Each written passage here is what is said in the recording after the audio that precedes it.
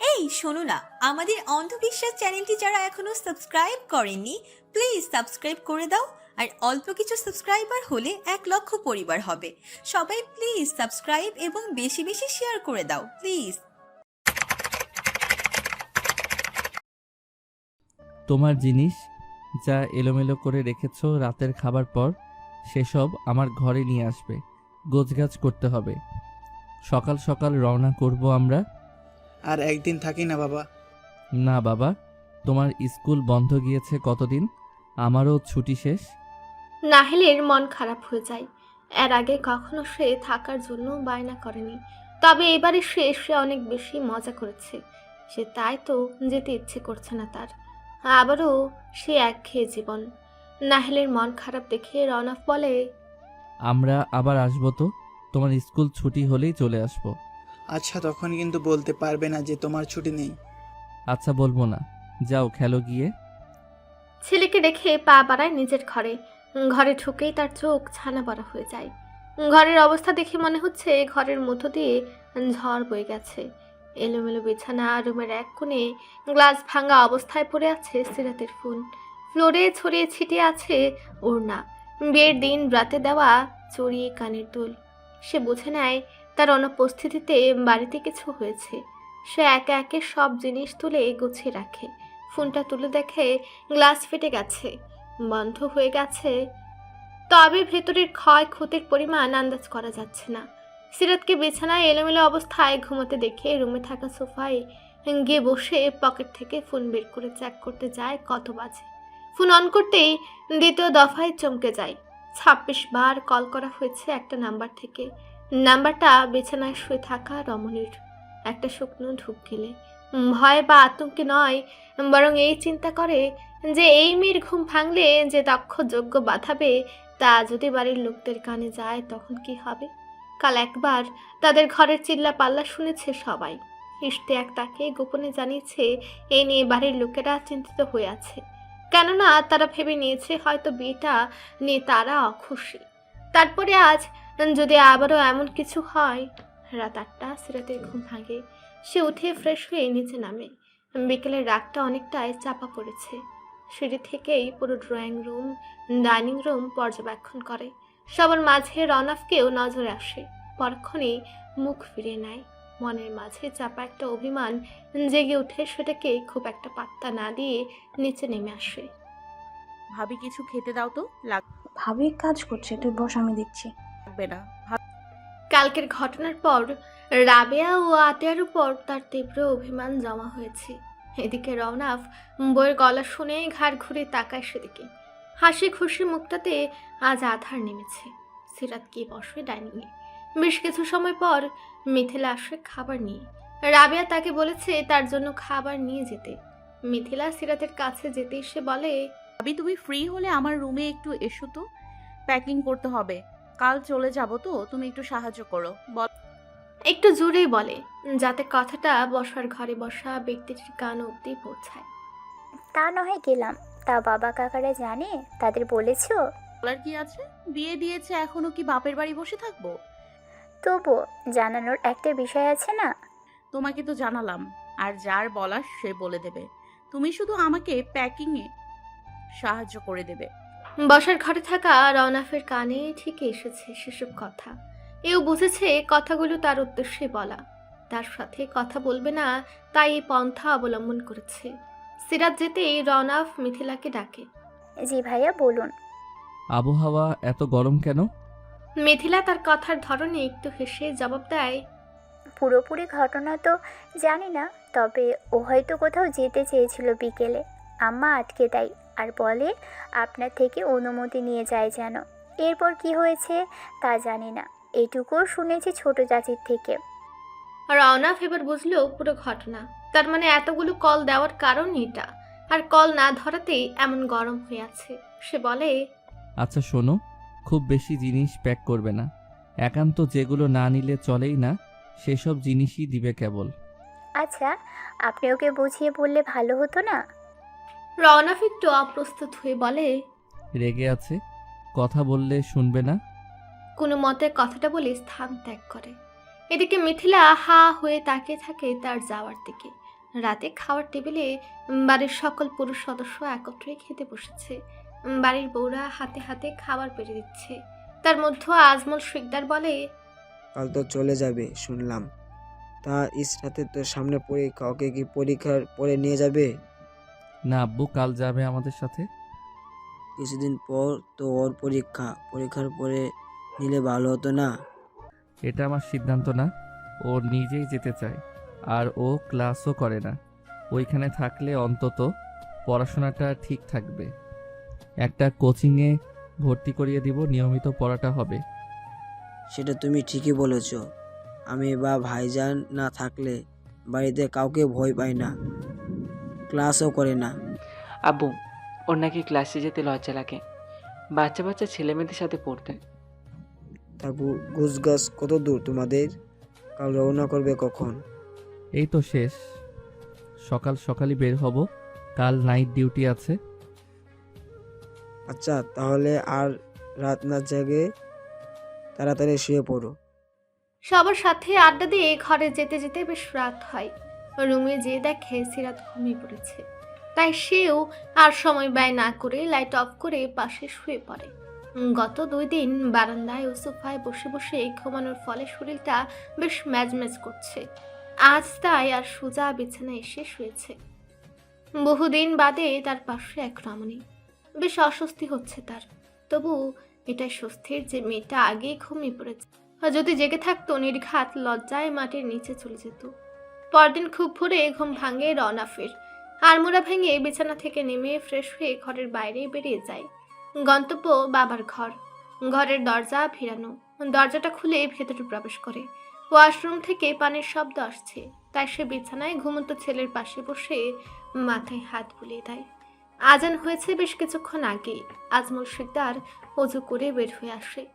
বিছানায় বসা রওনাফকে একবার দেখে পাঞ্জাবি টুপি পরে নেয়। তারপর রওনাফকে সাথে নিয়ে বেরিয়ে আসে। আজ বহুদিন বাদে বাড়ির সব পুরুষরা একসাথে নামাজের জন্য বের হয়েছে। একসাথে নামাজ পড়ে বাড়ি ফিরে ততক্ষণে রান্নাঘরের তোড়জোড় শুরু হয়ে গেছে। বসার ঘরে সবাইকে চা দিয়ে যায় রাবেয়া। মাশরাফি ভাই, আজ যেতেই হবে তোর। কতদিন ধরে এখানে পড়ে আছি? ফুবেরে যাক, তুই 2 দিন থেকে যা। বাবা একা একা সবটা সামলে উঠতে পারছে না। মাঝে মাঝে তো এসে ঘুরে যেতে পারো, দূরত্ব বেশি না। তারপরেও কোনো প্রোগ্রাম ছাড়া তোমরা দেখাই পাওয়া যায় না। আসবো এরপর থেকে সময় পেলেই। তাদের রওনা করার সময় হয়ে গেছে। রওনাফ ও নাহিল তৈরি হয়ে বসার ঘরে সবার সাথে কথা বলছে। সিরাত এখনো তৈরি হচ্ছে। আয়নার সামনে দাঁড়িয়ে চুলগুলো বেঁধে নিচ্ছে। এ সময় হাজির হয় আতিয়া ও রাবেয়া। তৈরি হচ্ছিস? দেখতেই তো পাচ্ছ। চলে যাবি আমাদের রেখে? তো বিয়ের পরও কি খুঁটি হয়ে বসে থাকবো? দেখ শোনা, যাওয়ার সময় এমন রাগ করে থাকিস না। তারা তো মেহমান আর মুরব্বী মানুষ, তাদের কি বা বলতাম? বললেও কি বুঝতো? জানিস তো তাদের কেমন এক গুছের মানুষ। আমরা কিছু বললে তার ভারটা তোর উপরেই পড়তো। হ্যাঁ, তাই বলে বাড়ি এসে তোমাদের বাড়ির মেয়েকে অপমান করে যাবে আর কিছু বললে যত বাহানা। বাদ দাও, যাওয়ার সময় এ বিষয়ে কিছু বলতে চাই না। আমাদের উপর রাগ করে চলে যাচ্ছিস তাই না? এতটাও গুরুত্বপূর্ণ কেউ না তোমরা। আর যেখানে নিজের মা বাবার থেকেই কোনো আশা রাখি না, সেখানে পর মানুষের থেকে আশা করাটা ভুল। সিরাত বেরিয়ে যায় ঘর থেকে। পেছনে ফেলে যায় অসহায় একটি মুখ। সন্তান তুল্য মেয়েটার মুখে পর শব্দটা যেন একটু বেশি আঘাত করেছে। বিয়ে হয়ে আসার প্রথম মাতৃত্বের স্বাদ দিয়েছে এই মেয়েটা। সিরাত একে একে বাড়ির সবার থেকে বিদায় নেয়। এগিয়ে যায় মায়ের কাছে। চলে যাচ্ছি আম্মু, আর জ্বালাবো না তোমাকে। আর বিরক্ত হবে না তুমি আমার দ্বারা। আসছি। তুমি তো বলো আমার বুদ্ধি কম, বুঝি না, তাই একটু দোয়া করবা যেন আল্লাহ আমাকে সংসার করার বুঝ দেয়। সাবধানে থাকবে, পড়াশুনোটা মন দিয়ে করবি, খাওয়া দাওয়ার দিকে একটু গুরুত্ব দিবে। আরাফাত শিকদার মেয়ের মাথায় হাত বুলিয়ে গাড়ি পর্যন্ত এগিয়ে দেয়। সারা সে সামনে চোখের পানি ফেলছে। বাড়িতে একটা মানুষ ছিল যার সাথে সারাদিন ঝগড়াঝাটি মারামারি করত। এখন একা হয়ে যাবে সে। মাহিরা তাকে সান্ত্বনা দিয়ে যাচ্ছে। মাশরাফি দূরে দাঁড়িয়ে তাকে পর্যবেক্ষণ করছে। দেখে মনে হচ্ছে তাকে বিয়ে দিয়ে শ্বশুর বাড়ি পাঠাচ্ছে। মিথিলা এক কোণে চুপ করে দাঁড়িয়ে আছে। মেয়েটা ননদ কম বোন বেশি ছিল, তার সকল আবদার থাকতো ছোট মা না হয় ভাবির কাছে। কাল রাতেও তার কাছে খাবার চাইলো, প্যাকিং করে দিতে বলল। এখন আর আবদার করবে না। আর রামিম গাড়ির দরজা খুলে দেয় বোনকে বসার জন্য। সিরাত গাড়িতে উঠে বসে পাশে নাহিল বসে আছে। তার মন একটু খারাপ, সবাইকে ছেড়ে যেতে ইচ্ছে করছে না তার। আবার ভালো, কেননা মিশু যাচ্ছে তার সাথে, আর তার একা একা লাগবে না। আর রামিম বোনের মাথায় হাত বুলিয়ে বলে, ওইখানে গিয়ে আবার ভাইকে ভুলে যাস না, কল দিস নিয়মিত। আর পাগলামিটা একটু কম করিস, সবার খেয়াল রাখবি। রাত বাধ্য মেয়ের মতো না মাথা নাড়ে। রওনাফের কাছে এসে বলে, ভাইয়া ওর খেয়াল রেখো। জানি তোমাকে বলার দরকার হবে না, তুমি নিজের দায়িত্ব ঠিকভাবেই পালন করবে। কি করব বলো, ভাই তো না বলে শান্তি পাচ্ছি না। ও শান্ত একটা মেয়ে, মাঝে মাঝে একটু পাগলামি করে, একটু দেখে রেখো। রওনাফ রামিমের এক হাত নিজের দুই হাতের মাঝে নিয়ে বলে, চিন্তা করিস না, তোর বোন আমার কাছে ভালো থাকবে। ওকে ভালো রাখার সম্পূর্ণ দায়িত্ব আমার। কখনো অভিযোগ করার সুযোগ দেব না। রওনাফ গাড়িতে উঠে বসে, একবার পেছনে ঘুরে সিরাতের মুখটা দেখে। কাল থেকে কোনো কথা বলেনি এই মেয়ে। যাক, একদিক থেকে ভালোই হয়েছে। কথায় কথায় ঝগড়া লেগে গেলে এতে বিপরীত হয়ে যেত। এখন চুপ থাক, বাসায় গিয়ে না হয় সরি বলে মিটমাট করে নেবে। সরি বলতে পুরুষ মানুষের আবার লজ্জা কিসের? একটা সরি যদি সব ঠিক করতে পারে, তবে সে 1000 বার সরি বলতে রাজি। ভাবনা শেষে সোজা হয়ে বসে গাড়ি স্টার্ট দেয়। পা বাড়ায় অজানা ভবিষ্যতের দিকে। শেখদার বাড়ির প্রতিটা সদস্য দাঁড়িয়ে থাকে তাদের গাড়িটা চোখের আড়াল হওয়া পর্যন্ত। সারা সে সমানে কেঁদে যাচ্ছে, যেন বোনের চলে যাওয়াতে তার চেয়ে দুঃখী আর কেউ নেই। একসাথে থাকলে কত মারামারি করে, আবার আলাদা হলে কেঁদে কেটে একাকার করে। ও মামা, ওকে নিয়ে যায় আমাদের সাথে, কয়দিন থাকলে মন ভালো হয়ে যাবে। হ্যাঁ ভাইজান, ওকে নিয়ে যাই। ওকে আবার আনতে যাবে কে? মাশরাফি কে দিয়ে যাবে ওকে, বেশি দূর তো না, যাক আমাদের সাথে। যাক, কি আর করার, তবে তাড়াতাড়ি নিয়ে যেও। বিকেলে মনিরা তার পরিবার নিয়ে বেরিয়ে পড়ে নিজের বাড়ির উদ্দেশ্যে। সাথে আছে সারা।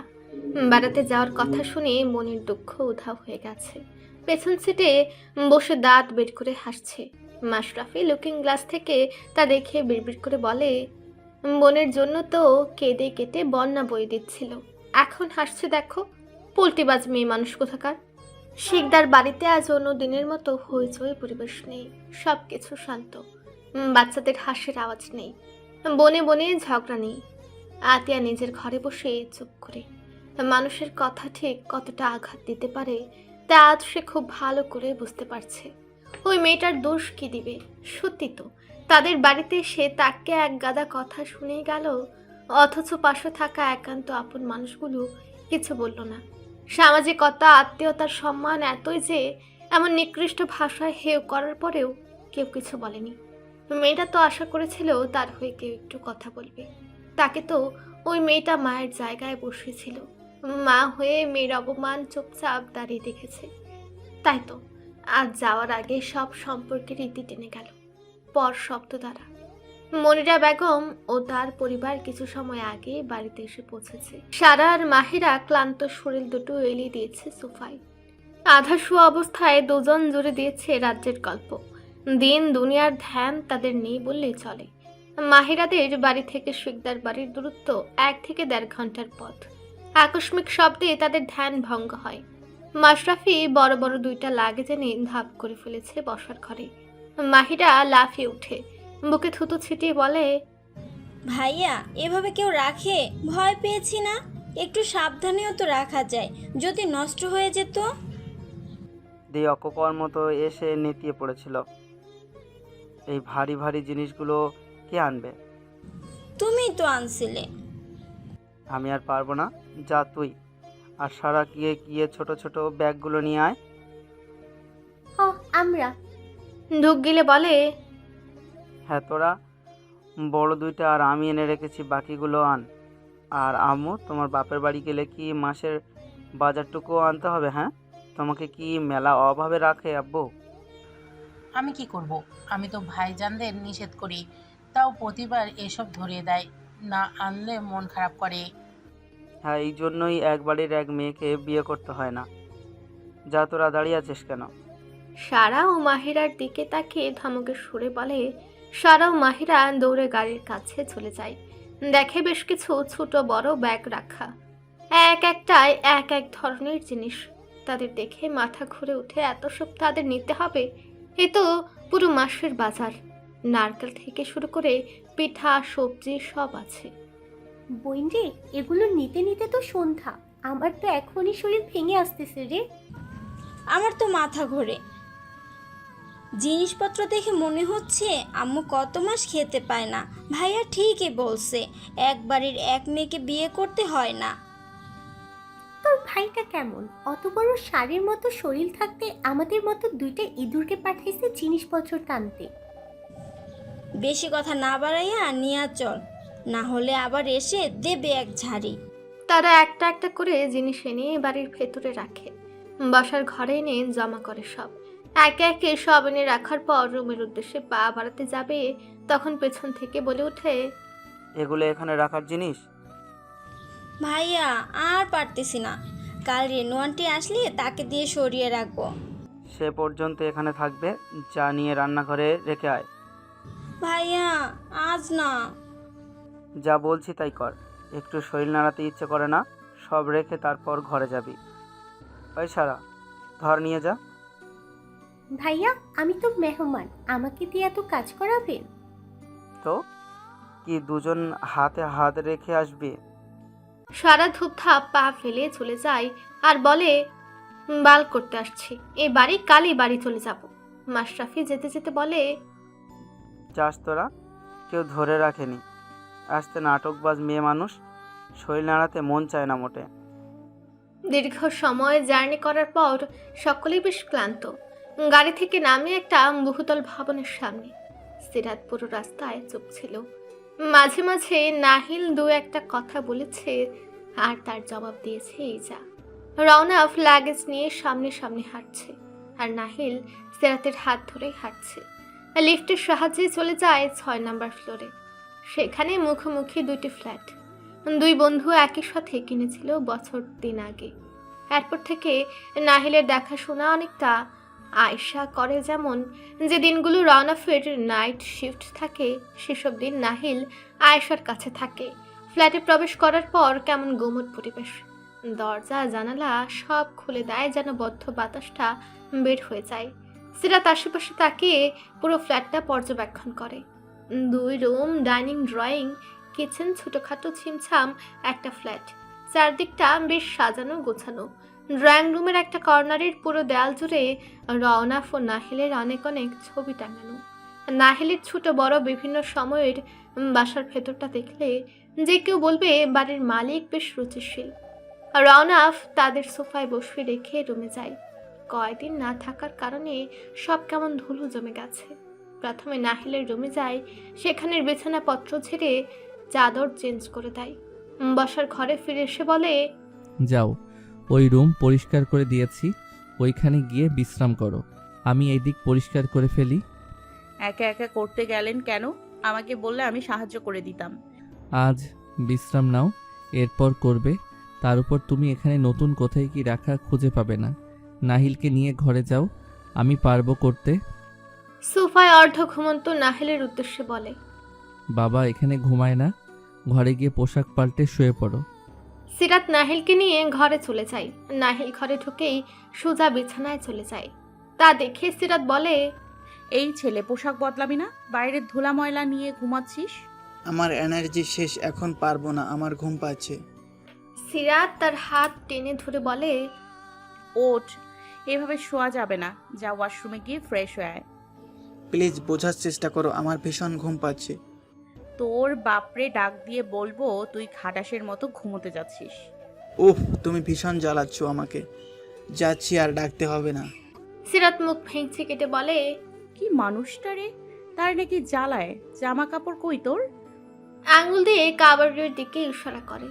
সিরাত সেখান থেকে গেঞ্জি প্যান্ট বের করে তার দিকে ছুড়ে দিয়ে বলে, ওয়াশরুমে গিয়ে আবার ঘুমিয়ে পড়িস না, তাড়াতাড়ি বের হবি, আমিও ফ্রেশ হব। নাহিল কাপড় জামা নিয়ে ওয়াশরুমে ঢুকে।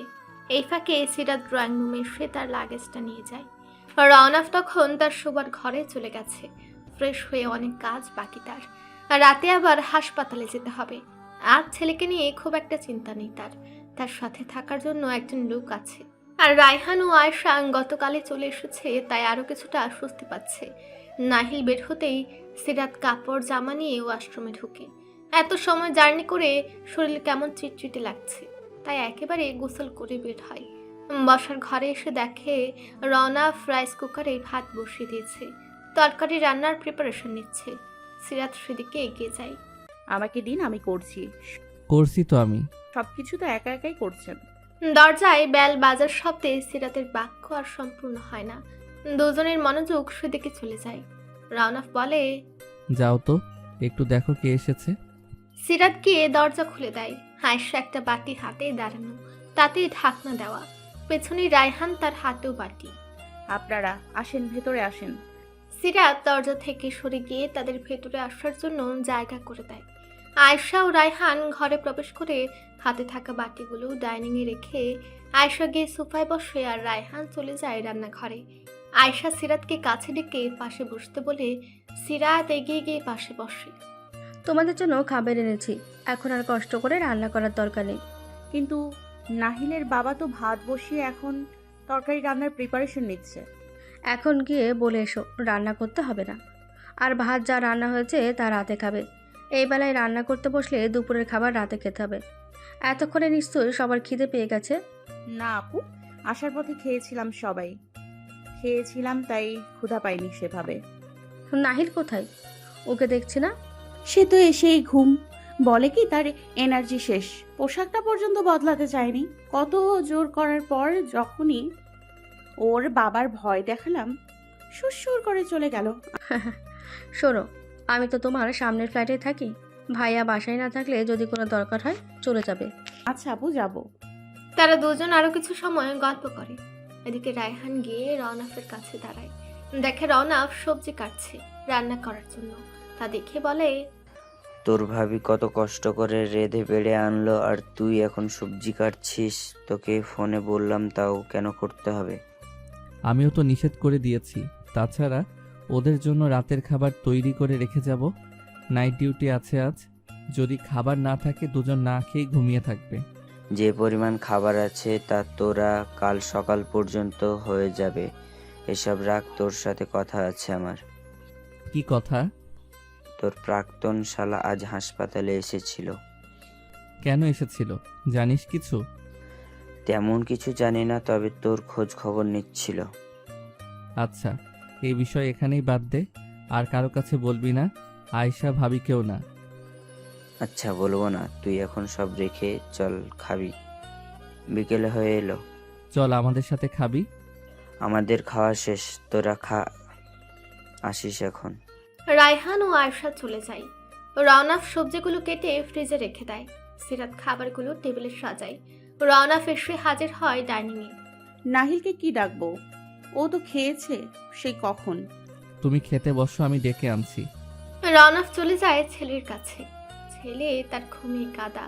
সে পাশে বসে কয়েকবার ডাকে, সে ওঠে না। সিরাত এসে বলে, আপনি খেয়ে নিন, ও উঠলে আমি খাইয়ে দিব। আপনি তো হাসপাতালে যাবেন, খেয়ে দিয়ে বিশ্রাম নিন। রওনাফ সিরাতের কথা মেনে নেয়। দুজন একসাথে খাওয়া শেষ করে। সন্ধ্যা 7টা। রওনাফ রেডি হচ্ছে হাসপাতালে যাওয়ার জন্য। সিরাত নাহিলের ঘরে আছে। আসার পর থেকে একবারও সে রওনাফের ঘরে পা রাখেনি। রওনাফ বার কয়েক বলেছেও তাকে, কিন্তু সে প্রতিবারই এড়িয়ে গিয়েছে। সে তৈরি হয়ে বেরিয়ে আসে ঘর থেকে। একবার উকি দেয় নাহিলের ঘরে। নাহিল ঘুম, সিরাত ঘরে নেই। ভেতরে প্রবেশ করে ছেলের কপালে হাত বুলিয়ে একটা চুমু খেয়ে ব্যালকনিতে যায়। সিরাত সেখানেই বসে আছে। রওনাফের উপস্থিতি সে আগেই টের পেয়েছে। আমাকে বের হতে হবে এখন। আচ্ছা আচ্ছা।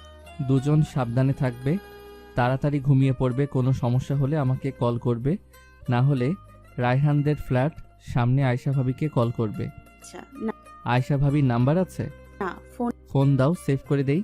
নেই। নেই মানে কোথায় রেখেছো? ওই বাড়ি থেকে আনিনি। আননি কেন? একদম নষ্ট হয়ে গেছে। না, ভালো আছে, শুধু গ্লাস ফেটেছে। তা আননি কেন? এখন ফোন পাবে কোথায়? আমি তো 2-1 দিনের মধ্যে সময় করে উঠতে পারবো না। আমি বাড়ি না থাকলে বাড়িতে যোগাযোগ করবে কিভাবে? আমি বা কিভাবে খোঁজ খবর নিব তোমাদের? আয়শা ভাবিকে কল করে জেনে নেবেন। আর বাড়ির লোক? আপনার কাছে কল করলেই জানতে পারবে। আলাদা করে আমার সাথে কথা বলার তো কিছু নেই। এটা কোনো কথা? ফোনটা রেখে আসার কোনো মানে হয়? ফোনের কি দরকার? আমার স্বামী সন্তান তো আমার কাছেই থাকে, আর কারো খবর নেয়ার তো কোনো দরকার নেই। মাথা খারাপ হয়ে গেছে তাই ভুলভাল বকছো। আমি বের হচ্ছি, দরজা লক করে দিয়ে যাও। রনফ চলে যায় তার কর্মস্থলে, রেখে যায় অনুভূতি শূন্য এক মানবীকে। রনফ যাওয়ার পর সে নাহিলকে জোরপূর্বক তুলে খাইয়ে দেয়। ছেলেটা যা ঘুম দিচ্ছে, আজ 3টায় ঘুমিয়েছে, এখন বাজে 8টা। খেয়ে দিয়ে আবার ঘুম। সিরাত নিজের জীবনের হিসাব কষতে ব্যস্ত।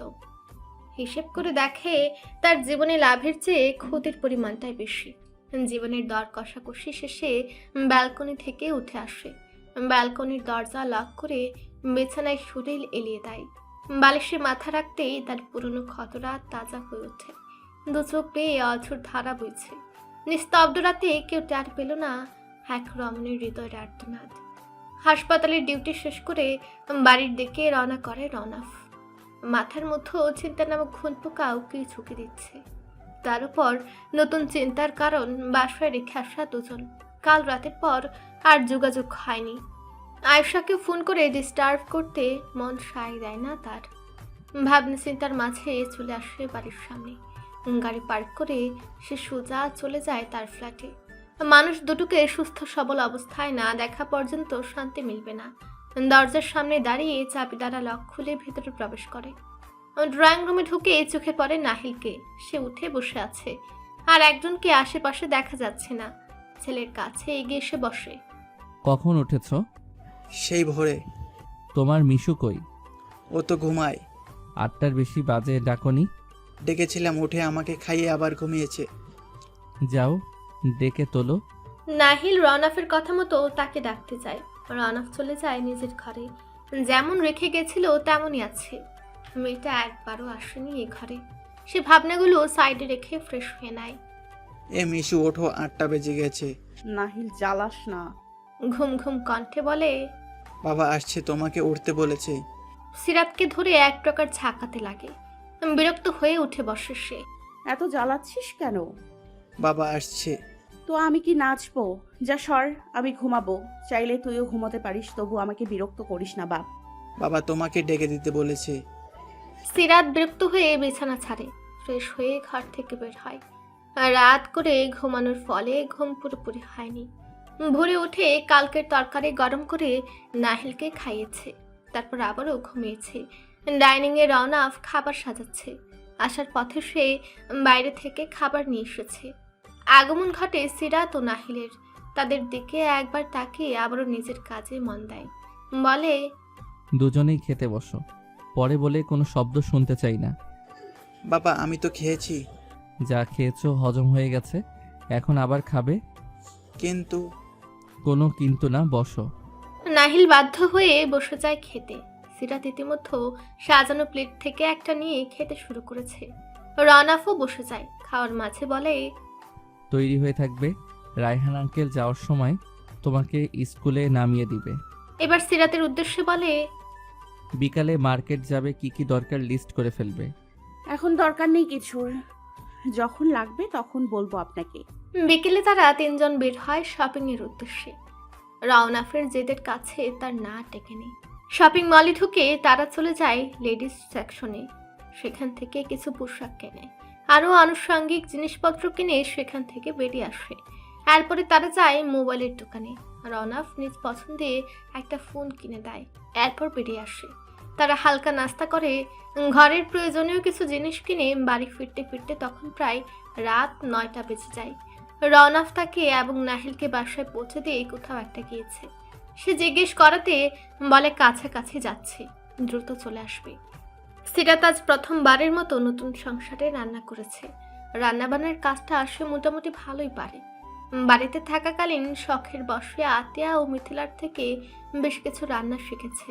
তার মধ্যে আজ করেছে মুরগির মাংস, সবজি, ভাত। আহামরি স্বাদ না হলেও খারাপ হয়নি একদম। রাতে সে খাবারগুলোকে ওভেনে গরম করে টেবিলে এনে রাখে। এরপর চলে যায় নাহিলের ঘরে। সেখানে গিয়ে দেখে ছেলেটা হাত মুখ ধুয়ে টেবিলে বই খাতা নিয়ে বসেছে। কাছে গিয়ে মাথায় হাত বুলিয়ে বলে, মাত্রই তো এলি, এখন বই নিয়ে বসছিস? খাওয়া দাওয়া করে নে আগে। বাবা আসুক, একসাথে খাবো। আর স্কুলের SW করছি, সকালে উঠতে ইচ্ছে করবে না। তোর বাবা যে কই গেল কে জানে, রাত তো কম হলো না, এখন না খেয়ে বসে থাকবি? সমস্যা নেই, তুমি থাকো, দুজন গল্প করি আর লিখি, এর মাধ্যমে দেখবো বাবা চলে আসবে।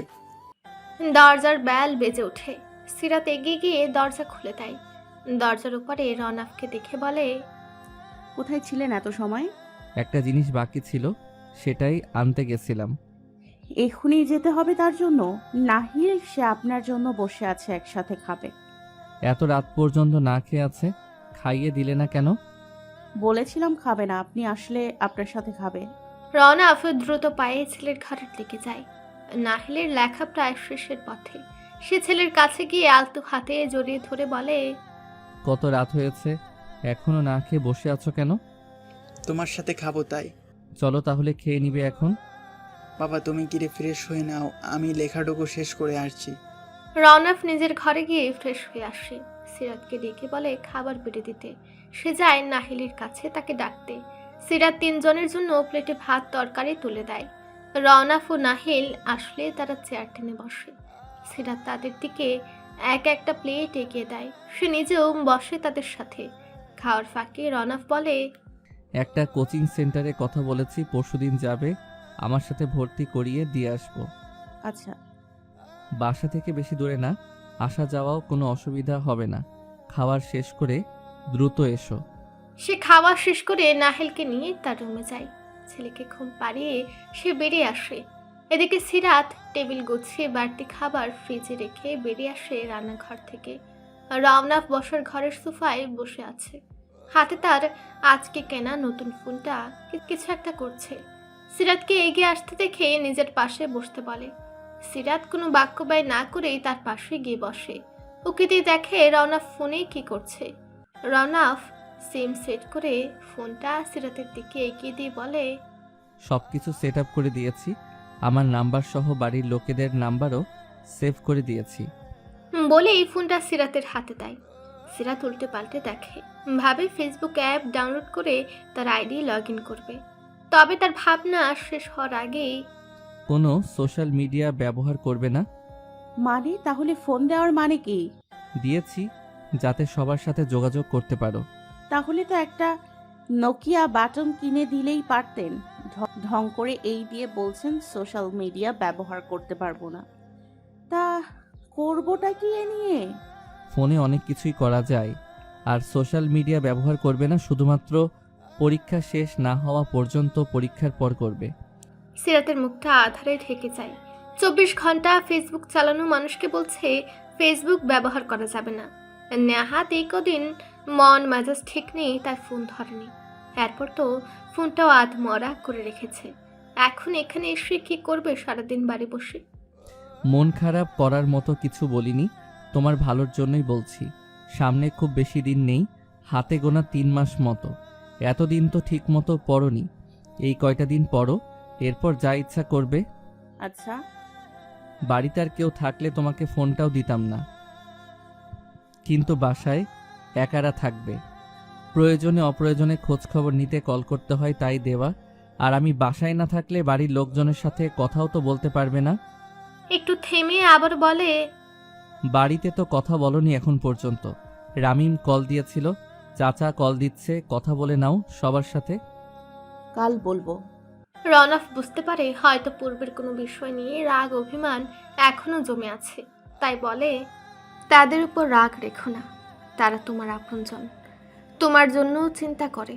শুনেছি ছোট কাকি রাবেয়ার সাথে কথা বলে না। রাবেয়ার কথা না হয় বাদ দিলাম, ও তোমার বোন, বোন বোন ঝামেলা হতেই পারে, কিন্তু ছোট কাকি সে তো তোমার মায়ের মতো। মায়ের মতো বললেও তো ভুল হয়, সে তোমার মা। তা তার সাথে রাগ করে অভিমান করে কথা বলছো না কেন? সে কতটা কষ্ট পাচ্ছে জানো? সে ইয়াস হিনানের চেয়েও তোমাকে বেশি ভালোবাসে। সিরাত কিছু বলে না, মাথা নিচু করে চুপ করে থাকে। রওনা আবারও বলে, তুমি যথেষ্ট বুঝদার একজন মেয়ে, কিন্তু এ কদিন যে কাজগুলো করছো তা বাচ্চামো বললেই চলে। সিরাত মাথা তুলে তাকায় তার দিকে। চোখের সাদা অংশে লাল বর্ণ ধারণ করেছে। সে যেমন অল্প কথায় রেগে যায়, তেমনি অল্পতেই চোখে জল এসে যায়। রওনাফ তার দৃষ্টিতে দৃষ্টি মেলায়, বলে, জানি না কেন তুমি হঠাৎ করে এমন হয়ে গিয়েছো। ছোটখাটো বিষয়েই বাজে রিয়্যাক্ট করছো। কটু কথা শোনাতেও দুইবার ভাবছো না? আমি তোমাকে ছোট থেকেই চিনি। তোমার সম্পর্কে, তোমার আচরণ সম্পর্কে আমি অনেকটাই অবগত। হঠাৎ কি এমন হলো যা তোমাকে এভাবে পরিবর্তন করে দিয়েছে? সিরাত নিশ্চুপ। আমি তোমার একান্ত আপনজন, স্বামী না বন্ধু ভেবে বলতে পারো। কি হয়েছে তোমার, শেয়ার করতে পারো। আশা করি তোমার ভেতরে সমস্যার সমাধান আমি হয়তো দিতে পারবো। কিছু হয়নি তো। আমি তোমাকে চিনি মিশকাত। স্বামী হিসেবে পরিচয়টা নতুন হলেও ভাই হিসেবে পরিচয়টা বহু বছরের পুরনো। তোমার চোখের ভাষা আমি একটু হলেও পড়তে পারি। কিসে তোমাকে কষ্ট দিচ্ছে? বিয়েটা মানতে পারছো না?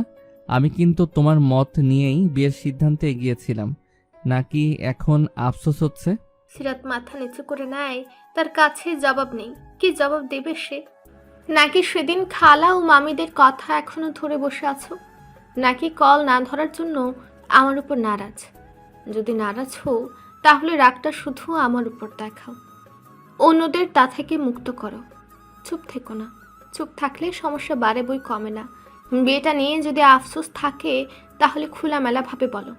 আমি তোমাকে জোর করে আটকে রাখবো না। তবুও আমার নির্লিপ্ত আচরণ করা বন্ধ করো। আমি বলতে চাই, কিন্তু বলতে পারছি না। আমার মন আর মস্তিষ্ক আমায় দু কথা বলে। কি বলে? জানি না আমি, কিন্তু ভেতরে এক অদ্ভুত অস্থিরতা কাজ করছে। কি বলছি, কি করছি কিছুই বুঝতে পারছি না আমি। ভাঙ্গা ভাঙ্গা গলায় বলে, এই অস্থিরতার কারণ কি? সিরাত কিছুক্ষণ নিশ্চুপ থাকে। মন মস্তিষ্কের সাথে যুদ্ধ করে এক পর্যায়ে মুখ খুলে, বিয়েটা আমি করেছি কারণ আমি শামীমকে বিয়ে করতে চাইনি, তাই। তা আমি জানি, আগেও বলেছো এ কথা। শুধু এটুকুই নয়, এর পেছনে আরো কারণ আছে। কি কারণ? ছোটবেলায় সারা হওয়ার পর আম্মু আমার থেকে দূরে চলে যায়। আম্মুর সব ভালোবাসা আদর সারার জন্য আর আমার জন্য থাকে শুধু শাসন, অবহেলা। যেটাই করতে যাই তাতেই বাধা দেয়। ছোট্ট একটা ভুলের জন্য গায়ে হাত তোলে। কোথাও যেতে হলে হাজারটা কৈফিয়ত দিতে হয়। আমার কোনো স্বাধীনতাই ছিল না। সবাই দেখতো, সবার চোখের সামনেই দিনের পর দিন আম্মু আমার গায়ে হাত তুলেছে। কেউ কিছু বলেনি। বড় মা থাকতে সে আমাকে আগলে রাখতো, মায়ের থেকে আড়ালে রাখতো। সে চলে যাওয়ার পর কেউ আমাকে আগলায় না। সবাই বলে মেলা ভালোবাসে, সব মিথ্যা, সব লোক দেখানো। এতই যদি ভালোবাসে, আম্মু এত কিছু করে কই? কখনো তো আব্বু তার প্রতিবাদ করে না, ভাইয়া কিছু বলে না, শুধু বলে তোর আম্মু তো অসুস্থ। আম্মুর অসুস্থতার ভার তো আমাকে অসুস্থ করে দিচ্ছে। এই পর্যায়ে একটু থামে সে। চোখের অশ্রু তার বাঁধ ভেঙেছে। দু হাতে তা মুছে আবারও বলতে শুরু করে, ছোট থেকেই বড় মায়ের কাছে বেড়ে উঠেছি। এরপর ছোট মা একটা জলে ভাসার শৈশবের মতো শুধু ভেসে গেছি। জানেন, সাহারার উপর আমার খুব রাগ। ওকে একটু ভালোবাসতে মন চায় না। আমি জানি ও আমাকে অনেক ভালোবাসে, আমার জন্য সব করতে পারে, কিন্তু আমার ওকে কখনো ভালোবাসতে ইচ্ছে হয় না। ওর জন্মের পর আম্মু আমার থেকে দূরে চলে গেছে। ওর জন্য ভালোটা কখনোই আমার আসে না, হিংসা হয় ওকে আমার। তাই হয়তো আল্লাহ আমার ওপর নারাজ হয়ে আমাকে মাতৃত্বের সুখ থেকে বঞ্চিত করেছে। জাবেরের সাথে বিয়েটা ভাঙলো, এতে সবার কত কথা শুনতে হয়েছে। এতটাই ফেলনা হয়ে গেছি, আব্বু জেদের বসে একজন বিবাহিত পুরুষ যার বাচ্চা আছে তার সাথে বিয়ে দেওয়ার কথা ভাবতেও দ্বিধা করেনি। ছোট মা, মিথিলা ভাবি, ভাইয়া ভেবেছি তারা হয়তো আমার কথা ভাববে, আমার হয়ে কথা বলবে, কিন্তু সবাই বুঝালো আমি এখানে ভালো থাকবো, সুখে থাকবো। যদি বিয়েটা করি আম্মু আর বকবে না, গায়ে হাত তুলবে না, কোনো কিছুতে বাধা দেবে না। তারা চোখে আঙুল দিয়ে বুঝিয়ে দিয়েছে আমি অক্ষম, এটা আমার অপরাধ। সেদিনই মনটা ভেঙে যায়। ছোট মা কখনো নিজের মেয়ের জন্য এমন কিছু ভাবতে পারতো? বলুন, পারতো? রওনাফের উদ্দেশ্যে প্রশ্ন ছুড়ে দেয়। রওনাফ এত সময় মাথা নিচু করে এত সময় তার কথা শুনতে থাকে। তার উদ্দেশ্যে ছুড়া প্রশ্ন শুনে তার দিকে তাকায়। কোনো উত্তর নেই তার কাছে। সিরাত আবারও বলতে শুরু করে, পারতো না, কারণ কোনো মা তার কুমারী মেয়েকে একজন ডিভোর্সি বাচ্চা সমেত লোকের সাথে দেখা সম্ভব না। নিজের বেলায় সবাই ভালোটাই চায়। আমার তো মা নাই, তাই কারো দেখতে সমস্যা নেই। রওনাফ আর চুপ থাকতে পারে না। সে বলে, বিয়ে নিয়ে যখন তোমার এতই আপত্তি ছিল তাহলে আমাকে একটাবার বললে না কেন? সেদিন যখন ফোনে কথা হলো তখন জানাতে, তাহলে এখন আফসোস করতে হতো না? আফসোস তো করছি না। আমি নিজের সিদ্ধান্ত নিয়ে মোটেও আফসোস করছি না। আমি নিজের সুখের কথা ভেবে বিয়েটা করেছি। বন্দি দশা থেকে মুক্ত হওয়ার জন্য বিয়ে করেছি। অস্থিরতা তো এখানে যে আমি নিজ স্বার্থে আপনাকে নাহিলকে ঠকাচ্ছি। আমার বারবার মনে হয় এটা ঠিক করিনি আমি, কিন্তু আমার কি দোষ? সবাই বলছে আমি ভালো থাকবো, সুখে থাকবো, সেই লোভেই আমি আজ এখানে। বুকে আসো। সিরাত প্রশ্নবোধক চেহারা নিয়ে তার দিকে তাকিয়ে থাকে। বলে, মানে? বলছি বুকে এসো। সিরাত একটু অপ্রস্তুত হয়ে পড়ে। রওনাফ এগিয়ে সে দু হাতে আলতোভাবে জুড়ে নেয়, বুকের সাথে মিশিয়ে নিয়ে মাথায় হাত বুলিয়ে দেয়। সিরাত একটা বুক পেয়ে যেন দ্বিগুণ আবেগী হয়ে ওঠে। দু চোখে আবারও বাঁধ ভেঙে দেয়। রওনাফ তার মাথায় হাত বুলিয়ে বলে, এটাকে ঠকানো বলে না। তুমি ভালো থাকতে চেয়েছো, তোমার মনে হয়েছে তুমি এখানে ভালো থাকবে, তাই তুমি এখানে। তাই কখনো মনে করবে না যে তুমি ঠকাচ্ছ। একটু থেমে আবার বলে, তাদের প্রতি রাগ রেখো না, তারা তোমার পরিবার। হয়তো তাদের ভালোবাসাটা তোমার জন্য যথেষ্ট হয়নি, তাই এত অভিযোগ। সারা তোমারই ছোট বোন, চাচির এমন আচরণে ওর তো কোনো হাত নেই। আমি জানি আমার বলাতে তোমার মধ্যে রাগ বা অভিমান কমে যাবে না, কিন্তু তবু বলবো তারা তোমার আপন। সারা তোমায় ভালোবাসে। বাড়ির প্রতিটা মানুষ তাদের মতো করেই তোমাকে ভালোবাসে। এটা তোমার সংসার, তোমার নিজের ঘর। এখানে কেউ তোমাকে বকবে না, গায়ে হাত তুলবে না। যখন যেটা প্রয়োজন হবে শুধু একবার মুখ ফুটে বলবে। তোমার সামনে হাজির করার দায়িত্ব আমার। আমাকে তুমি স্বামী না মানতে পারো, বন্ধু মনে করো, নির্ভয়ে নির্দ্বিধায় সব কিছু শেয়ার করতে পারো। আমি রওনাফ শিকদার, তোমার সুখের দায়িত্ব আমি নিলাম। সিরাত যেন একটা বট গাছ পেল, তাকে ছায়া দেওয়ার মতো একটা বট গাছ। সে দু হাত তুলে রওনাফের পিঠ আঁকড়ে ধরে, দু হাতে শার্ট খামচে ধরে মুখটা ভালো করে ডুবে দেয় বুকের মধ্যে। এই তো সে শান্তি পাচ্ছে। রওনাফ বলে, এই সম্পর্কে তোমার কোনো বাধ্যবাধকতা নেই, সময় নাও। যতদিন না মনে হয় এই লোকটার সাথে স্বামী স্ত্রীর সম্পর্ক গড়া যায়, ততদিন বন্ধু হয়ে থাকো। আমি কোনো জোর করব না। কখনো যদি মনে হয় না সম্ভব না, তখন শুধু একবার বলো, আমি এই ভাঙাচোরা সম্পর্ক থেকে মুক্ত করে দেব। সবার কথা চিন্তা করা ছেড়ে দাও, শুধু নিজের ভবিষ্যৎ নিয়ে ভাবো। সামনে পুরো জীবন পড়ে আছে। মনের মাঝের অস্থিরতা, সংকোচ, ভয়, লজ্জা সব সরিয়ে পড়ায় মন দাও। আমি সব সময় সব পরিস্থিতিতে তোমার পাশে আছি। সে সিরাতকে নিজের থেকে আলাদা করে মুখটা এক হাতের মাঝে তুলে দু চোখের পানি মুছে দেয়। যাও, রাত হয়েছে, শুয়ে পড়ো। আর ভুলেও নাহিলের রুমে যাবে না, কারণ আমি চাই না আমাদের সম্পর্কের প্রভাব ওর উপরে পড়ুক। যাই হোক, দুজনের মাঝেই থাকবে, চার দেয়ালের মধ্যেই থাকবে। মনে থাকবে? মনে থাকবে। গুড, যাও। সিরাত চলে যায় রওনাফের রুমে। অনেকটা হালকা লাগছে। সিরাত চলে যাওয়ার পর রওনাফ সোফায় মাথা এলিয়ে দেয়। মানুষের জীবন কোথা থেকে কোথায় মোড় নেয়। তার জীবনটা বড়ই নাটকীয়। এ জীবনে বাস্তব কেবল সে এবং তার ছেলে। ছেলেটা না থাকলে বোধহয় রওনাফ শিকদারের অস্তিত্ব এতদিনে পৃথিবী থেকে বিলীন হয়ে যেত।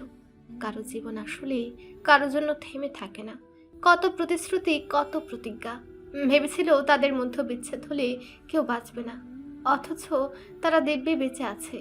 এক সময়, এক সেকেন্ড যাকে চোখের আড়াল করলে দুনিয়া আধার নেমে আসতো, আজ বছরের পর বছর গড়ে গেল কারো সাথে কারো দেখা নেই। একই আকাশের নিচে পৃথিবীর দু প্রান্তে দুজন। জীবন বড়ই অদ্ভুত। রওনাফ নিজের ঘরে যায়। বিছানার দিকে চোখ পড়তেই দেখে সিরাত এক কোণে গুটিসুটি মেরে শুয়ে আছে। সেও লাইট অফ করে অন্য পাশে শুয়ে পড়ে। একই বিছানায় দুজনের দূরত্ব যতটা, তার চেয়ে শতগুণ দূরত্ব তাদের মনে। কেবলমাত্র দায়িত্ব ভালো থাকার তাগিদে এক ছাদের নিচে। খাওয়া দাওয়া শেষ অনেক আগেই, যে যার ঘরে চলে গেছে। বসার ঘরে কেবল আরাফাত শিকদার। রামিম পানি নিতে বাইরে আসলে দেখতে পায় সোফায় বসা বাবাকে। সে তার দিকে এগিয়ে যায়, বলে, আপু তুমি এখনো বসে আছো, ঘুমাবে না? রাত হয়েছে, দেখেছো? এই তো ঘুমাবো। রামিম ইশরাতের সাথে কথা হয়েছে তোর? না আপু, ওর সাথে কথা হয়নি, তবে ভাইয়ার সাথে কথা হয়েছে। ইশরাতের কথা কি বললো? কথা হয়েছিল কাল রাতে। ভাইয়া তখন হসপিটালে, বলেছে বাড়ি গিয়ে কথা বলে দেবে। তারপর তো আর কল দিল না। এখন একবার ইশরাতের ফোনে ফোন দিয়ে দেখবি। মিথিলা বলল বোনের ফোনে সমস্যা হয়েছে, তাই ফোন দেয়নি। আর এত রাতে মনে হয় না ওরা জেগে আছে। তুমি চিন্তা করো না, হয়তো ব্যস্ত, তাই ফোন দিয়ে উঠতে পারছে না। আমি কাল সকালেই তোমার সাথে কথা বলে দেব। এখন কে ঘুমাও? মুখি ঘুমিয়েছে? হ্যাঁ, ঘুমের ওষুধ খাই তো তাই কে ঘুমিয়ে পড়েছে। আচ্ছা তুই যা ঘুমা। তুমি বসে থেকো না, ঘুমাতে যাও। মনিরা বেগমের বাড়ির একটি ঘরে এখনো লাইট জ্বলছে। সেখানে দুজন যুবতী নারী নিজেদের গল্প গুজবে ব্যস্ত। দুজনে এবার সিরাতের সাথে এইচএসসি দিবে, তবে তাদের কলেজ আলাদা। সারা বরাবরই ভালো ছাত্রী, লাফালাফি বাদরামি যাই করুক, পড়ার সময় পড়া ঠিক থাকে তার। এদিকে মাহিরা পরীক্ষার আগের দিন পড়ে পাশ করা ছাত্রী। এতে তার রেজাল্ট মোটামুটি ভালোই হয়। মা ভাই যতই বকুক মারুক, তার একটাই কথা, সারা বছর যাই পড়ুক তার মনে থাকে না। পরীক্ষার 1 মাস আগে পড়া শুরু করলে সে পরীক্ষা ভালোই দিতে পারবে। মাশরাফি ঘর থেকে বের হয়ে রান্নাঘরের উদ্দেশ্যে যায়। ও বাড়ি থেকে আসার পর তাকে জ্বরে ধরেছে। ঠান্ডা লেগে গলা ব্যথায় কথা বলতে কষ্ট হচ্ছে, তাই রান্নাঘরে যাচ্ছে। পানি, লবণ, আদা দিয়ে গরম করে খেলে একটু আরাম লাগবে। তাই পানি গরম করে মাগে ঢেলে নিয়ে রুমের দিকে যাওয়ার পথে নজর যায় মাহিরার ঘরের দিকে। দরজার নিচ থেকে আলো দেখা যাচ্ছে, তার মানে রুমের বাসিন্দারা এখনো জেগে আছে। সে এগিয়ে যায় সেদিকে। কাছে এগোতেই গজুর গজুর ফুসুর ফুসুর ও হাসাহাসির শব্দ কানে আসে। সে দরজায় নক করে। 2-3 বার নক করতেই মাহিরা এগিয়ে এসে দরজা খুলে দেয়। ভাবে তার মা এসেছে, তাকে ভুজুং ভাজুং বুঝিয়ে দেওয়া যাবে, তাই তো সাহস করে এগিয়ে যায়। কিন্তু দরজা খুলে সামনে ভাইকে দেখে গলা শুকে আসে। ঘুমাসনি কেন এখনো? কি করছিস রাত জেগে? ভাইয়া আসলে পড়তেছিলাম, একটা চ্যাপ্টার বুঝছিলাম না, তাই স্যারার থেকে বুঝে নিচ্ছিলাম। পরীক্ষা তো এখনো 3 মাস বাকি। এই তো 1 মাস 15 দিন আগেই বই খুলিস না। সত্যি বলছি, তুমি স্যারের কাছ থেকে শোনো। এ স্যারা, বল তুই আমাকে পড়া বোঝাচ্ছিলি। তো টিচার এখন স্বপ্নের দেশে। মাহিরা পেছনে ঘুরে দেখে সারা ইতিমধ্যে কম্বল মুড়ি দিয়েছে, মাথা থেকে পায়ের আঙ্গুল সব ঢাকা। মাহিরা ঢুক গেলে ভাইয়ের দিকে তাকায়। তুইও যেমন ভণ্ড, তোর সারাহ তোর চেয়ে বড় ভণ্ড। ভণ্ডামি বাদ দিয়ে লাইট অফ করে শুতে যা। ফিরে এসে তোদের শব্দ পেলেই 2 টাকা ধরে চড়াবো। মাঝে কেটে যায় পুরো একটা দিন। আজ সিরাতের কোচিংয়ে ভর্তি হওয়ার দিন। তারা 3 জন একসাথে বের হবে। নাহিলকে স্কুলে দিয়ে তারপর যাবে কোচিং সেন্টারে। 7টা বাজে। সিরাত সকাল সকাল উঠে রান্নাঘরে ঢুকেছে। আজ পুরো দিনের রান্না একেবারে শেষ করে রাখবে, কেননা আজ কখন ফিরবে তার ঠিক নেই। ফিরে এসে আর রান্নাঘরে ঢুকতে মন চাইবে না। বাসার জন্য একজন কাজের লোক রেখেছে, 1 তারিখ থেকে আসবে। সব কাজই করবে, শুধু রান্নাটা সিরাত করবে। এই কাজটা সে চেয়ে নিয়েছে। রওনা ফুটেছে ভোরে, উঠে তার প্রয়োজনীয় কাজ সারছে। এদিকে চুলায় রান্না বসিয়ে সিরাত যায় নাহিলের ঘরে। সে এখনো বেঘরে ঘুমাচ্ছে। নাহিলের বিছানার কাছে গিয়ে বেশ কয়েকবার ডাকতেই আড়মোড়া ভেঙে উঠে বসে। সিরাতকে দেখে চোখ মুখ কুঁচকে আসে, বলে, এত সকালে কে ডাকে বলো? কি ঠান্ডা বাইরে। বাপ, আপনার যে স্কুল আছে সে খেয়াল আছে? 8টা বাজতে চললো। কখন খাবেন? কখন রেডি হবেন শুনি? এই শীতে তো আমার কম্বলের নিচ থেকে বের হতে ইচ্ছা করছে না। ওঠো সোনা, আমরা আজ সবাই একসাথে যাব। তোমার স্কুলে ভুলে গিয়েছো? তুমি এখনো বিছানায় থাকলে হবে? তাই তো আচ্ছা তুমি যাও, আমি হাত মুখ ধুয়ে আসছি। আর শোবে না কিন্তু, দ্রুত আসো, টেবিলে খাবার দিচ্ছি। সিরাত বের হয়ে যেতে যেতে বলে, আমি কিন্তু আর এসে ডাকবো না, ঘরে তালা দিয়ে চলে যাব। টেবিলে একে একে খাবার এনে গুছিয়ে রাখে। দেখতে দেখতে এই সংসারে তার 5টা দিন হতে চলল।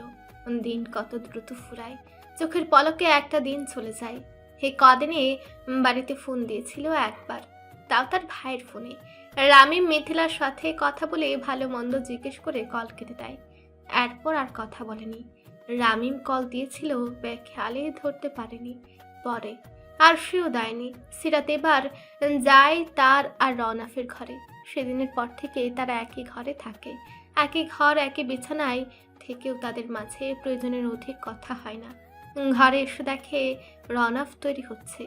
সিরাত একদিনে খেয়াল করেছে যে সে রেডি হয়ে তারপরে ঘর থেকে বের হয়, তারপর খেয়ে দিয়ে কাজে বের হয়। আজও তার ব্যতিক্রম ঘটেনি। সিরাতকে দেখে বলে, এখনো ঘুরঘুর করছো? কত বাজে, খেয়াল আছে? নাহিলকে স্কুলে দিয়ে ওইখানে যেতে হবে তো, দ্রুত যাও। যাচ্ছি তো। আর একটা কথা, কোচিংয়ে যাচ্ছ পড়তে, কোনো ছেলের সাথে মিশবে না, আর মেয়েদের সাথেও খুব বেশি মেশার দরকার নেই। তা এগুলো কি এখনই বলতে হবে? আর না মিশলে কি ভূতের মতো গিয়ে বসে থাকবো? মিশতে তো নিষেধ করিনি, বলছি কম ঘেঁষাঘেঁষি করবা, আর ছেলেদের সাথে মিশবে না, ওসব ছেলেপেলেরা ভালো হয় না। সিরাত কাপড় থেকে কাপড় বের করতে করতে ভেঙে বলে, ভালো না, আপনাকে বলেছিল। সবাই কি খারাপ? খারাপ হোক ভালো, তুমি মিশবে না ব্যাস। এখন যাও, তৈরি হয়ে নাও। কাপড় জামা নিয়ে ওয়াশরুমে চলে যায়। হাত মুখ ধুয়ে কাপড় বদলে বেরিয়ে আসে। নীল সাদা একটা 2 পিস সাথে ম্যাচিং করে ওড়না পরেছে আজ। আয়নার সামনে দাঁড়িয়ে চুলগুলো আঁচড়ে নেয়। তার চুলগুলো লালচে বর্ণের, সোজা কোমর পর্যন্ত। বাতাসে চুল এলোমেলো হওয়ার ভয়ে সেগুলোকে একটা রাবারের সাহায্যে আটকে 2 পাশের চুলগুলো পাঞ্চ ক্লিপের সাহায্যে আটকে নেয়। মুখে একটু ক্রিম লাগিয়ে ঠোঁটে লিপবামটা ব্যাগে ভরে নেয়, কেননা শীতে তার প্রচুর পরিমাণ ঠোঁট ফাটে। সে বের হয়ে ডাইনিংয়ে আসতে দেখে রওনাফ নাহিলকে খাইয়ে দিচ্ছে। এই ছেলেকে একা খেতে দিলে ঘন্টা লাগিয়ে দেয়, তাই স্কুলে যাওয়ার আগে এই কদিন সিরাত নিজ হাতে খাইয়ে দিয়েছে। আজ রওনাফ খাওয়াচ্ছে। সিরাতকে দেখে নাহিল বলে, এত সময় লাগে তোমার রেডি হতে, তাড়াতাড়ি খেয়ে নাও, লেট হয়ে যাচ্ছে। তোর খাওয়া তুই খা। খাচ্ছে আরেকজনের হাতে, আবার আমাকে বলে। আমার তোর মতো 1 ঘন্টা সময় লাগে না। আমি মোটেও 1 ঘন্টা বসে খাই না, তোমাদের বেশি তাড়া, তাই খাইয়ে দাও। হইছে, থাক, আর বলতে হবে না, জানি আমি। রওনাফ চুপচাপ তাদের কথা শুনে। একবার সিরাত আর একবার নাহিলের দিকে তাকায়।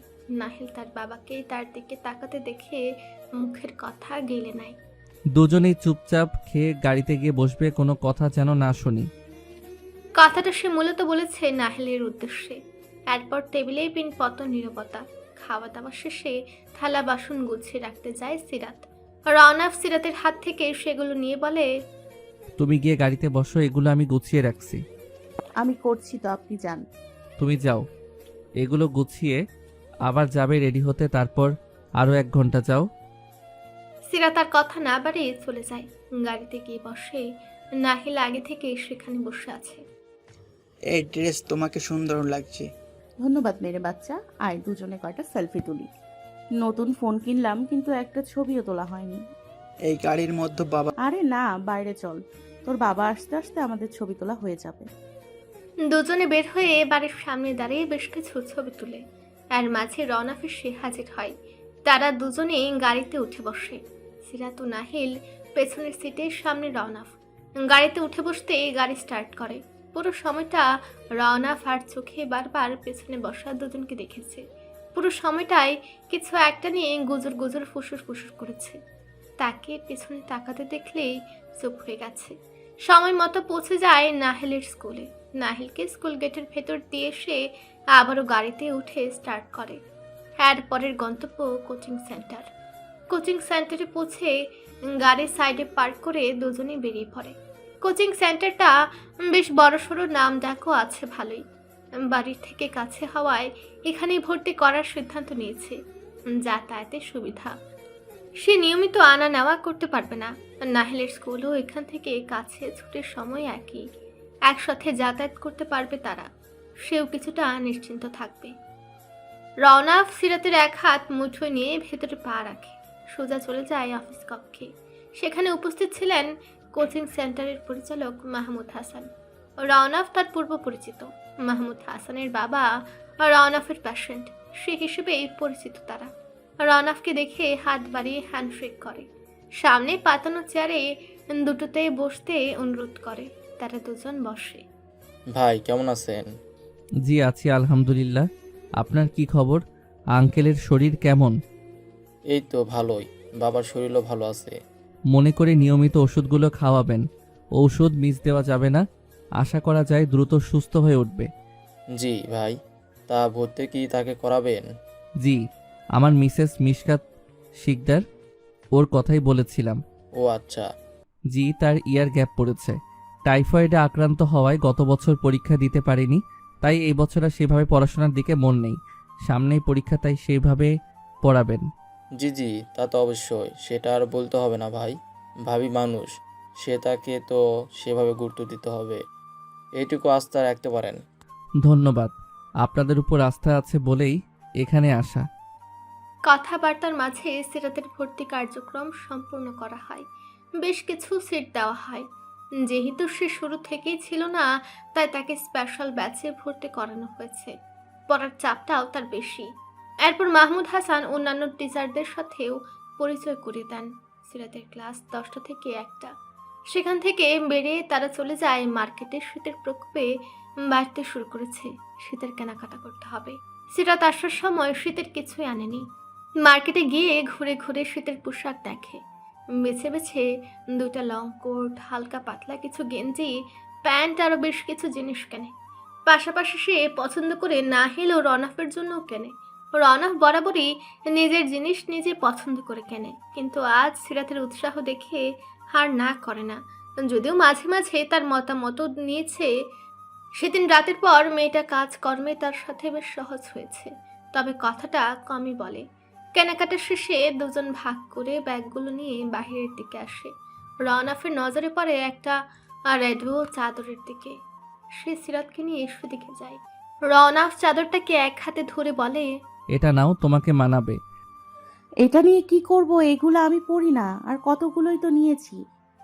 সব তো নিজের পছন্দে কিনেছো, আমি কি কিছু বলেছি? আমার পছন্দে এই একটা নাও, পছন্দ না হলে বাইরে পড়তে হবে না। আমি যখন বাড়ি থাকবো তখন পড়বে, তোমার দেখতে হবে না, আমি দেখব। এত পছন্দ হলে নিজের জন্য নেন। এটা তোমাকেই মানাবে।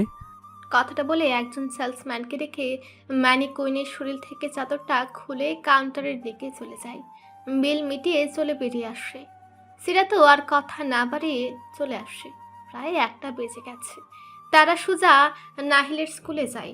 নাহিলের ছুটির সময় হয়ে গেছে। কিছু সময় অপেক্ষা করতেই স্কুল ছুটির ঘন্টা বাজে। স্কুলের গেট খুলে দেওয়া হয়েছে। ছাত্রছাত্রীরা একে একে সারিবদ্ধভাবে বেরিয়ে আসছে। শান্ত স্বভাবের নাহিল ভিড় কমে আসলে তবে বের হয়। স্কুলের দরজা থেকে বের হয়ে রওনাফকে দেখে সে দৌড়ে এসে জাপটে ধরে। রওনাফ ছেলেকে কোলে তুলে নেয়। টুকটাক কথা বলতে বলতে রাস্তা পার করে অপর পাশে থাকা গাড়ির কাছে এগিয়ে যায়। সিরাত এত ঘোরাঘুরি করে ক্লান্ত, সে একপাশে হেলান দিয়ে চোখ বুজে আছে। তাই রওনাফ গাড়ির দরজা খুলে সামনের সিটে বসিয়ে দেয় তাকে। অপর পাশ থেকে সে উঠে বসে গাড়ি স্টার্ট দেয়। সারা কাল বাড়ি চলে যাবে, তাই মাহিরা আজ তাকে নিয়ে তার কলেজে যাবে। তাদের কলেজ ঘুরে দেখাবে। সকালে উঠে রেডি হয়ে দুজনেই ডাইনিংয়ে আসে। মাশরাফি আগে থেকেই টেবিলে ছিল। তাকে দেখে মাহিরা বলে, ভাইয়া তুমি যাওয়ার সময় আমাদের একটু কলেজে নামিয়ে দিও। আজ হবে না, দুজন রিক্সা করেই চলে যাস। ভাইয়া এ রুটে রিক্সা পাওয়া অনেক ঝামেলার বিষয়, কত সময় দাঁড়িয়ে থাকতে হয়। তারপর আজ দেরিও হয়ে গেছে। আব্বু গাড়ি নিয়ে গেছে, আমি বাইক নিয়ে যাব। এক বাইকে 3 জন বসা যায়? একটু কষ্ট করে নিয়ে যাও ভাইয়া, আমাদের বসতে সমস্যা হবে না। হ্যাঁ ভাইয়া, আমরা তো চিকন চিকন 2টা মেয়ে, বেশি জায়গা লাগবে না, বুঝতে নিয়ে যান না। রান্নাঘর থেকে মনিরা বেগম তাদের কথা শুনে বেরিয়ে এসে বলে, নিয়ে যা তো একটু, যদি সমস্যা বেশি হয় একটা রিক্সা ডেকে তুলে দিস। সবার জোড়াজুড়িতে মাশরাফি রাজি হয়। এক রাশ বিরক্তি নিয়ে বাইক সমেত দাঁড়িয়ে আছে, বান্দাদের খোঁজ নেই। বারবার হর্ন বাজানোর পর তারা বাড়ির ভেতর থেকে তড়িঘড়ি করে বেরিয়ে আসে। মাহিরা ভাইয়ের মুখ দেখে বুঝে নেয় মনের খবর, তাই বলে, ভাইয়া ব্যাগ গোছাতে দেরি হয়ে গেছে একটু। মাশরাফি আর কিছু না বলে বলে, তাড়াতাড়ি বস, আমার লেট হচ্ছে।